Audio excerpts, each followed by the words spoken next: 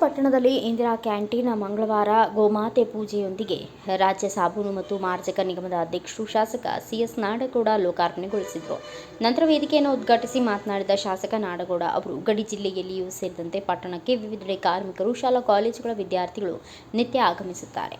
ಅವರ ಹಸಿವು ನೀಗಿಸುವ ಉದ್ದೇಶದಿಂದ ಈ ಯೋಜನೆ ಜಾರಿಯಲ್ಲಿದೆ ಎಂದರು. ಬಿಜೆಪಿಯವರು ಮಾತಿನುದ್ದಕ್ಕೂ ಕಾಂಗ್ರೆಸ್ ಸರ್ಕಾರದ ಯೋಜನೆಗಳಿಂದ ರಾಜ್ಯ ದಿವಾಳಿಯತ್ತ ಸಾಗಿದೆ ಎಂದು ಬಡಬಡಿಸುತ್ತಾರೆ. ಅವರು ಎಷ್ಟು ನಮ್ಮನ್ನು ಟೀಕಿಸುತ್ತಾರೋ ನಾವು ಮತ್ತಷ್ಟು ಬಡ ಜನಪರ ಯೋಜನೆಗಳನ್ನು ಜಾರಿಗೆ ತರುತ್ತೇವೆ ಎಂದರು. ಸರ್ಕಾರ ಯೋಜನೆ ತಂದದ್ದು ಬಡ ಜನತೆಯ ಹಿತಕ್ಕೋಸ್ಕರ. ಪಂಚ ಗ್ಯಾರಂಟಿಗಳಲ್ಲಿ ವಿದ್ಯಾನಿಧಿ, ಉಚಿತ ವಿದ್ಯಾರ್ಥಿ ರಿಟೇಲ್, ಉಚಿತ ವಿದ್ಯುತ್ ಶಕ್ತಿ ಯೋಜನೆ, ಮಾಸಿಕ 2,000 ಸೇರಿದಂತೆ ಇವೆಲ್ಲ ಬಡ ಜನತೆ ಸಂಕಷ್ಟದಿಂದ ಬದುಕಬಾರದು ಎನ್ನುವ ಉದ್ದೇಶ ನಮ್ಮ ಸರ್ಕಾರದ್ದಾಗಿದೆ. ಬಿಜೆಪಿಯವರ ಬಗ್ಗೆ ತಲೆಕೆಡಿಸಿಕೊಳ್ಳಬೇಡಿ ಎಂದರು. ವಿವಿಧ ಯೋಜನೆಗಳಿಂದ ತೆರಿಗೆ ಸಂಗ್ರಹ ಮಾಡಬಹುದು. ಇದರಿಂದ ಆರ್ಥಿಕ ಮಟ್ಟ ಸುಧಾರಣೆಗೊಳ್ಳುತ್ತದೆ. ಇಂತಹ ಯೋಜನೆಗಳನ್ನು ಎಂದಿಗೂ ನಿಲ್ಲಿಸಲು ಸಾಧ್ಯವಿಲ್ಲ ಎಂದರು. ಪಟ್ಟಣ ಪಂಚಾಯಿತಿ ಅಧ್ಯಕ್ಷೆ ವಿಜಯಲಕ್ಷ್ಮಿ ಇಳಕಲ್ ಮಾತನಾಡಿ, ಬಸವಣ್ಣನ ದಾಸೋಹದ ಪ್ರತೀಕವಾಗಿ ಪಟ್ಟಣದಲ್ಲಿ ಇಂದಿರಾ ಕ್ಯಾಂಟೀನ್ ಮುಂದಿನ ದಿನಗಳಲ್ಲಿ ದಾಸೋಹದ ಮನೆಯಂತೆ ಹಸಿವು ನೀಗಿಸುತ್ತದೆ ಎಂದರು. ವೇದಿಕೆಯಲ್ಲಿ ಪಟ್ಟಣ ಪಂಚಾಯಿತಿ ಮಾಜಿ ಅಧ್ಯಕ್ಷರಾದ ಹಾಲಿ ಸದಸ್ಯ ಪೃಥ್ವಿರಾಜ್ ನಾಡಗೌಡ, ಶಂಕರರಾವ್ ದೇಶಮುಖ್, ಗುರುಪ್ರಸಾದ್ ದೇಶಮುಖ್ ಅವರ ಅಮರ್ ದೇಶಮುಖ್, ಪಟ್ಟಣ ಪಂಚಾಯಿತಿ ಉಪಾಧ್ಯಕ್ಷ ಬಸವರಾಜ ಗಂಗನಗೌಡರು, Yamanavva Goundi, Shivaputrappa Gurikar, Amarappa Ganganagouda, Shivappa Gowda, Tatareddy, CEO Iranna Konnur, doctor S B. ಗಂಗನಗೌಡರು, ಅಮರಪ್ಪ ಸಿರಿ, ಸಂಗಣ್ಣ ಬಾರಡ್ಡಿ, ರಾಯನಗೌಡ, ತಾತಾರೆಡ್ಡಿ ಸೇರಿದಂತೆ ಇನ್ನೂ ಅನೇಕರು ಉಪಸ್ಥಿತರಿದ್ದರು. ವರದಿಗಾರ ಅಬ್ದುಲ್ ರಜಾಕ್ ರಕ್ಕಸಗಿ, ನಾಲತ್ವಾಡ್.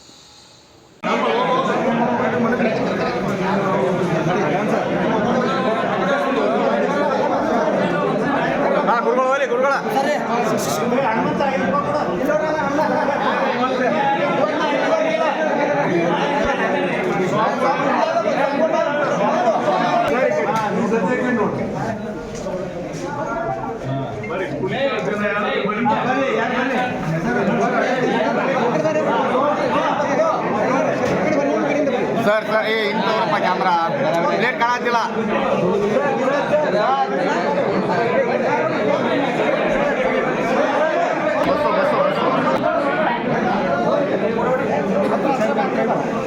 ಸರ್ ಕೈದಿಗೆ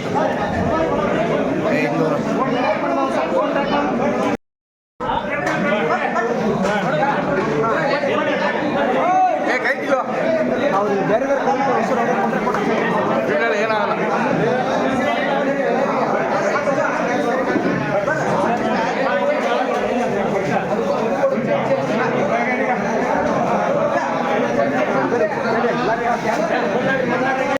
ತಿಳ್ಕೊಂಡು ಇಂದಿರಾ ಕ್ಯಾಂಟೀನನ್ನು ಪ್ರಾರಂಭಿಸಿದೆ. ಮಹಿಳೆಯರಿಗೆ ಶಕ್ತಿ ಎನ್ನುವಂಥ ಯೋಜನೆ ಅವರು ರಾಜ್ಯದ ವ್ಯಾಪಕವಾಗಿ ಬಸ್ ಸಂಚಾರವನ್ನು ಮಾಡಬಹುದು. ಮಹಿಳೆಯರು ಅವ್ರು ಯಾವುದಕ್ಕೂ ಹಣ ಕೊಡಬೇಕಾಗಿಲ್ಲ, ಬಿಲ್ ಪಾವತಿ ಮಾಡಬೇಕಾಗಿಲ್ಲ, ಟಿಕೆಟ್ ತಗೋಬೇಕಾಗಿಲ್ಲ. ಮತ್ತು ಹಲವಾರು ಯುವಕರು ಡಿಗ್ರಿಗಳನ್ನು ಮುಗಿಸಿ, ಡಿಪ್ಲೊಮಾಗಳನ್ನು ಮುಗಿಸಿ, ಎಂಜಿನಿಯರಿಂಗ್ ಗ್ರಾಜ್ಯುಯೇಟ್ಸ್ ಆಗಿತ್ತು, ನಿರುದ್ಯೋಗಿಗಳಾಗಿ ಕೂತ್ಕೊಂಡು ಅವರಿಗೆ ಜೀವನಕ್ಕೆ ಆಧಾರ ಆಗಬೇಕು. ಕೊನೆ ಪಕ್ಷ ಸ್ವಲ್ಪ ಮಟ್ಟಿಗೆ ಏನಾದರೂ ಮುಂದೆ ಓದ್ಕೋಬೇಕಂದ್ರೂ ಆಧಾರ ಆಗಬೇಕು. ನೌಕರಿ ಸೇರಬೇಕಂದ್ರೂ ಅವ್ರಿಗೆ ಅರ್ಜಿ ಹಾಕಷ್ಟಾದರೂ ಅವರಿಗೆ ಹಣ ಸಿಗಬೇಕು. ಎಷ್ಟೋ ಜನಕ್ಕೆ ಜೆರಾಕ್ಸ್ ಮಾಡಿಸುವಷ್ಟು ಹಣ ಇರೋದಿಲ್ಲ ಅವ್ರ ಹತ್ರ. ಹೀಗಾಗಿ ಅವಕಾಶ ವಂಚಿತರಾಗ್ತಾರೆ ಅಂತ ತಿಳ್ಕೊಂಡು ಉದ್ಯೋಗ ನಿಧಿ ಎನ್ನುವಂಥ ಒಂದು ಕಾರ್ಯಕ್ರಮವನ್ನು ಜಾರಿಗೊಳಿಸ್ತೇವೆ ಅನ್ನುವಂಥ ಚುನಾವಣೆಯಲ್ಲಿ ಹೇಳಿದ್ದೀವಿ. ಅದನ್ನು ಕೂಡ ಜಾರಿಗೊಳಿಸಿ ಡಿಪ್ಲೊಮಾ ಆದವ್ರಿಗೆ, ITI ಆದವ್ರಿಗೆ 1500 ರೂಪಾಯಿ, engineering graduates, MSc, MA, B.Ed ಆದವರಿಗೆ 3000 ರೂಪಾಯಿ ಪ್ರತಿ ತಿಂಗಳ ಅವ್ರಿಗೆ ಸಸ್ಟೈನಿಂಗ್ ಅಲೌನ್ಸ್ ಅಂತೀವಿ. ಅಂದರೆ ಅವರು ತಮ್ಮ ಬದುಕನ್ನು ಸಾಗಿಸಲಿಕ್ಕೆ ಏನು ಒಂದು ಕನಿಷ್ಠ ಹಣ ಬೇಕು, ಅಂದರೆ 2 ವರ್ಷ ನೌಕರಿಗೋಸ್ಕರ ಪ್ರಯತ್ನ ಮಾಡುವಂಥದ್ದಕ್ಕೆ ಅವಕಾಶ ಮಾಡಿಕೊಟ್ಟು ಅವ್ರಿಗೂ ಕೂಡ ಹಣವನ್ನು ಸಂಧಾನ ಆಗ್ತಾ ಇದೆ. ನಮ್ಮ ತಾಲೂಕದಲ್ಲಿ ಇವತ್ತು ಆ ಯೋಜನೆ ಕೆಳಗಡೆ ಸುಮಾರು 850ರಿಂದ 900 ಜನ ಅದರದ್ದು ಪ್ರತಿಫಲಗಳಿಗೆ ತಗೊಳ್ತಾ ಇದ್ದಾರೆ, ಅದನ್ನು ಪಡಿತಾ ಇದ್ದಾರೆ. ಕರೆಂಟ್, ವಿದ್ಯುತ್ ಕರೆಂಟ್ 200 ಯೂನಿಟ್ವರೆಗೂ ಫ್ರೀ. ಯಾರು ಏನು ಬಳಸ್ತಿದ್ರು ಅದಕ್ಕೆ ಶೇಕಡ 20% ಅಷ್ಟು ವಿದ್ಯುತ್ತನ್ನು ಫ್ರೀಯಾಗಿ ಕೊಡ್ತೀವಿ. ಯಾರು 150, 160, 170 ಬಳಸಿದ್ರು ಅವ್ರನ್ನ ಕೊನೆ ಲಾಸ್ಟ್ ಟಾರ್ಗೆಟ್ 200 ಯೂನಿಟ್ವರೆಗೂ ಫ್ರೀ ಅಂತೇಳಿ. ಹೀಗಾಗಿ ನನಗನ್ಸುತ್ತೆ 4 ವಾರದಲ್ಲಿ ಶೇಕಡ 80ರಷ್ಟು ಜನ ಬಿಲ್ ಪಾವತಿಸೋದಿಲ್ಲ.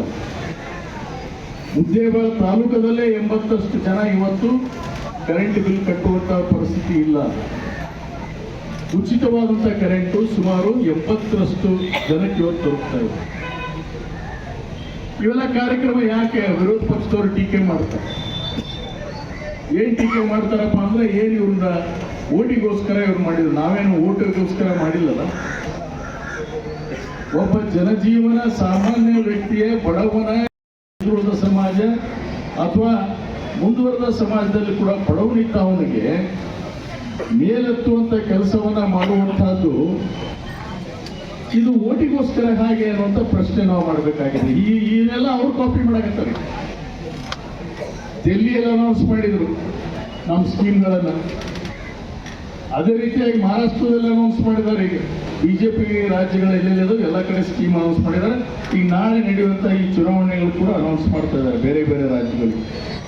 ಅಂದ್ರೆ ಅರ್ಥ, ಸರ್ಕಾರ ಬಡವರಿಗೆ ಹಣವನ್ನ ಕೊಡುವ ಮುಖಾಂತರ ಬಡವಾಗಲಿಕ್ಕೆ ಸಾಧ್ಯ ಇಲ್ಲ. ಸರ್ಕಾರ ಯಾವಾಗ ಬಡವಾಗುತ್ತಪ್ಪ ಅಂದ್ರೆ ದುಡಿ ಕೈಗೆ ಉದ್ಯೋಗ ಕೊಡದ ಇರ್ತಕ್ಕಂಥ ಪರಿಸ್ಥಿತಿ ಇದ್ದಾಗ, ವಹಿವಾಟವಾಗಿ ವ್ಯವಹಾರಗಳು ನಿಂತುವಾಗ ಆ ಸರ್ಕಾರ ಬಡವಾಗುತ್ತೆ. ಯಾಕೆ ಟ್ಯಾಕ್ಸ್ ಕಲೆಕ್ಷನ್ ಆಗೋದಿಲ್ಲ. ಇದು ಅರ್ಥ ಮಾಡ್ಕೋಬೇಕು ಬಿಜೆಪಿ ಸರ್ಕಾರದಲ್ಲಿ ಇರ್ತಕ್ಕಂಥ ಮುಖಂಡರು. ಈಗ ಬಡವನ ಕೈಯಲ್ಲಿ 2000 ರೂಪಾಯಿ ಸಿಕ್ಕರೆ ಏನ್ ಮಾಡ್ತಾರೆ? ಏನ್ ಮಾಡ್ತಾರೆ? ಕಿರಾಣಿ ಅಂಗಡಿಗೆ ಹೋಗ್ತಾನೆ, ಖಾರ, ಉಪ್ಪು, ಮೆಣಸಿನಕಾಯಿ, ಎಣ್ಣೆ, ಮಸಾಲೆ ಖರೀದಿ ಮಾಡ್ತಾರೆ ಹೆಣ್ಮಕ್ಳು. ಇಲ್ಲ ಮಕ್ಕಳಿಗೆ ಚಾಕ್ಲೇಟ್ ತಗೊಂತಾರೆ, ಬಿಸ್ಕಿಟ್ ತಗೊಂತಾರೆ, ಹಾಲು ತಗೊಂತಾರೆ, ತತ್ತಿ ತಗೊಂತಾರೆ. ಇದ್ರ ಮೇಲೆ ಇರುವಂತ ಟ್ಯಾಕ್ಸ್ ಎಲ್ಲಿಗೆ ಹೋಗುತ್ತೆ? ಇದ್ರ ಮೇಲೆ ಸಂಧಾನ ಆಗ್ತಕ್ಕಂಥ ಟ್ಯಾಕ್ಸ್ ಪುನಃ ಸರ್ಕಾರಕ್ಕೆ ಹೋಗುತ್ತೆ. ವಹಿವಾಟ ಪ್ರಾರಂಭ ಆಗುತ್ತೆ. ವ್ಯಾಪಾರ ಮಾಡೋರು ಸುಖವಾಗಿರ್ತಾನೆ, ಅವನು ಸುಖವಾಗಿರ್ತಾನೆ, ಸರ್ಕಾರವು ಸುಖವಾಗಿರುತ್ತೆ. ಇದು ಅರ್ಥ ಮಾಡ್ಕೋಬೇಕು. ಇದು ಎಕಾನಮಿ ಅಂತಂದ್ರೆ ಸುಮ್ಮನೆ ಏನಪ್ಪಾ ಅಂದ್ರೆ ಗಿಡ ಬೆಳೆಸ್ದಂಗೆ ಬೆಳೆಸಿ ತೊಂಗೆಯಲ್ಲಿ ಇರುವಂತ ಎಲೆಗಳನ್ನು ಹರಿದಂಗೆ ಏನಪ್ಪಾ ಅಂದ್ರೆ ನೋಟನ್ನು ಹರಿಯಕ್ಕೆ ಆಗುವುದಿಲ್ಲ. ಆರ್ಥಿಕ ಪರಿಸ್ಥಿತಿ ಸುಧಾರಣೆ ಆಗಬೇಕಾದ್ರೆ ನಮ್ಮಲ್ಲಿ ಎಲ್ಲ ಕೈಗಳಿಗೆ ಶಕ್ತಿ ತುಂಬತಕ್ಕಂಥ ಕೆಲಸ ಆಗಬೇಕು, ಉದ್ಯೋಗ ಕೊಡುವಂಥ ಕೆಲಸ ಆಗಬೇಕು. ಬಡವರು ನಿಟ್ಟುಸಿರು ಬಿಡುವಂಥದ್ದು ಆಗಬಾರ್ದು. ನೆಮ್ಮದಿಯಾಗಿ ಬದುಕುವಂಥದ್ದಕ್ಕೆ ಪ್ರಾರಂಭ ಆದಾಗ ನಾವು ಎಲ್ಲರೂ ಕೂಡ ಸರಿ ಸಮಾನತೆಯನ್ನು ತರಲಿಕ್ಕೆ ಸಾಧ್ಯ ಆಗ್ತೈತೆ. ಸಮಾಜದಲ್ಲಿ ಸರಿ ಸಮಾನತೆಯನ್ನು ತರಲಿಕ್ಕೆ ಸಾಧ್ಯ ಆಗ್ತೈತೆ. ಇದು ಮೂಲ ಮಂತ್ರ ಅನ್ನೋದು ನಾವೆಲ್ಲ ಅರ್ಥ ಮಾಡ್ಕೋಬೇಕು. ಇದು ಬಸವಣ್ಣನ ಮಂತ್ರ, ನಮ್ದು ಅಷ್ಟೇ ಅಲ್ಲ, ಬಸವಣ್ಣನ ಮೂಲ ಮಂತ್ರ ಇದು. ದಾಸೋಹ ಅನ್ನುವಂಥ ಕಲ್ಪನಾ ಯಾರು ಕೊಟ್ಟರು? ಬಸವಣ್ಣ ಕೊಟ್ಟರು. ದಾಸೋಹ ಅಂದ್ರೆ ಬರೀ ಪ್ರಸಾದ ಅನ್ಸೋದಲ್ಲ. ದಾಸೋಹ ಅಂದ್ರೆ ಯಾರು ಗಳಿಸ್ತಾರೋ ಅದನ್ನ ಎಲ್ಲರೂ ಬಡವರ ಮಧ್ಯೆ ಹಂಚಿಕೊಳ್ತಕ್ಕಂಥದ್ದು. ಆ ರಾಜ ಆ ದಾಸೋಹವನ್ನು ಕೂಡ ಮಾಡಬೇಕು. ಅಂದಾಗ ಆ ನಾಡು ಶ್ರೀಮಂತ ನಾಡಾಗುತ್ತೆ ಅನ್ನೋದು ಬಸವಣ್ಣ ಆ ಕಾಯಕ, ಆ ಕಲ್ಪನೆ ಅವಾಗನೇ ಮಾಡಿರುವಂಥದ್ದು. ಇದನ್ನ ಅರ್ಥ ಮಾಡ್ಕೋಬೇಕು ನಾವು. ಅದನ್ನು ನಮ್ಮ ಸಿದ್ದರಾಮಯ್ಯ ಸರ್ಕಾರ ಇವತ್ತು ಚಾಚು ತಪ್ಪದೆ ಈ ಕೆಲಸಗಳನ್ನು ಮಾಡ್ತಾ ಇದ್ದೇವೆ. ಅದಕ್ಕೆ ನಾನು ಒಂದು ಮಾತನ್ನು ಹೇಳ್ತೀನಿ, ಇವರು ನಮಗೆ ನಾವು ಉತ್ತರವನ್ನು ಕೊಡ್ತಕ್ಕಂಥದ್ದಾಗಬೇಕಲ್ಲ. ಅದಕ್ಕೆ ನೀವೆಲ್ಲರೂ ಕೂಡ ಇವತ್ತು ಇಷ್ಟೊಂದು ಅಪಾರ ಸಂಖ್ಯೆಯಲ್ಲಿ ಸೇರಿದ್ದೀರಿ. ಈ ಕಾರ್ಯಕ್ರಮಗಳು ಸದಾ ನಡೀಲಿ ಅಂತ ಹಾರೈಸೋಣ. ಮುಂದೆ ನಾವು ಇದ್ದೇ ಇರ್ತೀವಿ, ಖಂಡಿತವಾಗಿ ಇದ್ದೇ ಇರ್ತೀವಿ. ಇದೇ ರೀತಿ ಕಾರ್ಯಕ್ರಮನ ಶಿವಪ್ಪಣ್ಣಿಗೆ ಹೇಳಿದೆ. ಈಗ ನೀವು ಎಷ್ಟು ಮಂದಿ ಬಡವರು ಯಾರಾದರೂ ಟೀಕೆ ಮಾಡ್ತಾರೆ ರಾಜಕಾರಣಿಗಳು, ಅಷ್ಟು ಹೊಸ ಕಾರ್ಯಕ್ರಮಗಳನ್ನು ಕೊಡ್ತಾರೆ ನಮ್ಮ ಸರ್ಕಾರ ಶಿವಪ್ಪಣ್ಣ. ಅದಕ್ಕೆ ಎತ್ತು ನಾವು ಹೊಂದಬೇಕಾಗಿಲ್ಲ ಅನ್ನುವಂಥ ಮಾತು ಹೇಳಿದ್ರು. ಇದನ್ನು ನಾವು ನಮ್ಮ ನಿಲುವು, ಇದು ನಮ್ಮ ನಿಲುವು, ಕಾಂಗ್ರೆಸ್ಸಿನ ನಿಲುವು. ನಾವು ಅದಕ್ಕೆಂದೂ ಕೂಡ ಹಿಂಜರಿಯುವಂಥ ಪ್ರಶ್ನೆ ಇಲ್ಲ. ಅದಕ್ಕೆ ತಾವೆಲ್ಲರೂ ಕೂಡ ಇವತ್ತು ಬಹಳ ದೊಡ್ಡ ಸಂಖ್ಯೆಯಲ್ಲಿ ಬಂದು ಈ ಕಾರ್ಯಕ್ರಮದಲ್ಲಿ ಭಾಗಿಯಾಗಿ ಆರೈಕೆಯನ್ನು ನಮ್ಮ ಸಭಾ ವಿಶೇಷವಾಗಿ ಉಪಮುಖ್ಯಮಂತ್ರಿಯವರಿಗೂ ಕೂಡ ನಾನು ಅಭಿನಂದನೆ ಸಲ್ಲಿಸ್ತೇನೆ. ಯಾಕಂದರೆ ಇದೇ ರೀತಿಯಾದಂಥ ಚಿಂತನೆಗೆ ಒಳಗಾಗಿ ಬಡವರಿಗೆ ಸಹಾಯ ಆಗ್ತಕ್ಕಂಥ ಕಾರ್ಯಕ್ರಮಗಳನ್ನು ಮಾಡ್ತಾ ಹೋದರೆ ಬಡವರು ಎಂದಿಗೂ ಕೂಡ ಕಾಂಗ್ರೆಸ್ ಪಾರ್ಟಿಗೆ ಬಿಟ್ಟು ಆಹಾರ ನೀರು ಜೊತೆಗೆ ಏನು ಬೇಕಪ್ಪ ನಮಗೆ ಅಂದರೆ ಆಹಾರ ಬೇಕು, ಗಾಳಿ ಬೇಕು. ಅದಕ್ಕಾಗಿ ನಮ್ಮ ಸರ್ಕಾರ ಏನು ಮಾಡ್ತಪ್ಪ ಅಂದರೆ ಎಲ್ಲ ದಾನಕ್ಕಿಂತ ಶ್ರೇಷ್ಠವಾದ ದಾನ ಯಾವುದಪ್ಪ ಅಂದರೆ ಅನ್ನದಾನ ಅಂತ ಹೇಳ್ತೀವಿ. ಅಂಥ ಒಂದು ದಾನವನ್ನು ನೀಡಲಿಕ್ಕೆ ಸಿದ್ಧವಾಗಿರುವಂಥ ನಮ್ಮ ಸರ್ಕಾರ ಯಾವುದಪ್ಪ ಅಂದರೆ ಕಾಂಗ್ರೆಸ್ ಸರ್ಕಾರ. ನಮ್ಮ ಸಿದ್ದರಾಮಯ್ಯನವರ ಇದು ಏನಪ್ಪ ಅಂದರೆ ಕನಸಿನ ಕೂಸು. ಇಂದಿರಾ ಕ್ಯಾಂಟೀನ್ ಅನ್ನೋದು ಸುಮಾರು 2013-14 ಪ್ರಾರಂಭವಾದಂಥದ್ದು. ಅವ್ರು ಇರುವಾಗಲೇ ಈ ಒಂದು ಯೋಜನೆಯನ್ನು ಅವರು ಉದ್ಘಾಟನೆ ಮಾಡಿದ್ದು. ಸಾಹೇಬರು ಹೇಳಿದ್ರ ಹಾಗೆ ಒಂದಿಷ್ಟು ಸಮ್ಮಿಶ್ರ ಸರ್ಕಾರದಿಂದಾಗಿ, BJP ಸರ್ಕಾರದಿಂದಾಗಿ ಏನಾಯ್ತಪ್ಪ ಅಂದರೆ ಇದು ತನ್ನ ಒಂದು ಗುಣಮಟ್ಟವನ್ನು